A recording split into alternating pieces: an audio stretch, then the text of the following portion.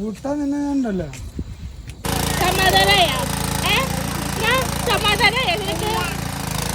അങ്ങനെ പിടിച്ചാൽ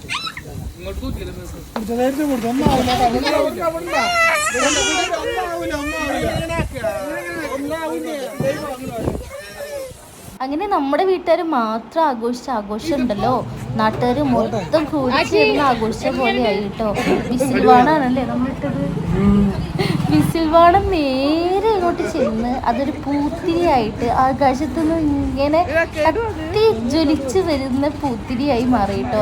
എത്ര നേരമായിരുന്നു എന്നറിയോ ഞങ്ങൾ പൂത്തിരി കത്തിക്കൊണ്ടിരുന്നത്. തെങ്ങ് അങ്ങോട്ട് കത്തിപ്പിടിച്ച് വല്ലാത്തൊരു വിസിൽവാണായി. ഒരു 100 രൂപയുടെ വിസിൽവാണം മേടിച്ചിട്ട് ഞങ്ങൾ തെങ്ങ് മൊത്തം കത്തിപ്പിടിച്ചിട്ട് നാട്ടുകാരും ബഹളമൊക്കെ ആയിട്ട് അങ്ങോട്ട് ആഘോഷമായി. വെള്ളം കൊണ്ടുവന്നു, വണ്ടി നിറയെ 2 ലോഡ് നിറയെ വെള്ളം കൊണ്ടുവന്നിട്ടാണ് നമ്മളിത് ഈ തീ അണയ്ക്കാൻ ശ്രമിച്ചുകൊണ്ടിരിക്കുന്നത്. എന്തായാലും ഈ വിഷു ഒരു ഞങ്ങൾ തകർത്തു. വിഷു എന്നൊക്കെ പറഞ്ഞാൽ ഇതാണ് വിഷു.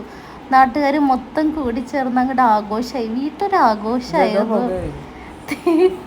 എന്തായാലും വിളിച്ച അപ്പോൾ തന്നെ നമ്മളുടെ വെള്ളമൊക്കെ എത്തിയിട്ടുണ്ടായിരുന്നു. വീടിൻ്റെ മുകളിലും 4 ഭാഗത്ത് നിന്നിട്ടാണ് ആൾക്കാർ മൊത്തം കൂടെ ചേർന്ന് നമ്മുടെ തീയൊക്കെ ഒന്ന് കെടുത്താൻ ശ്രമിച്ചത്. എന്തായാലും കൊള്ളാം. ഈ വിഷു നമ്മൾ ഇങ്ങനെ ആഘോഷമായിട്ട് പ്രഖ്യാപിക്കുന്നു. നിങ്ങൾക്ക് എല്ലാവർക്കും നമ്മുടെ വിഷു ആശംസകൾ.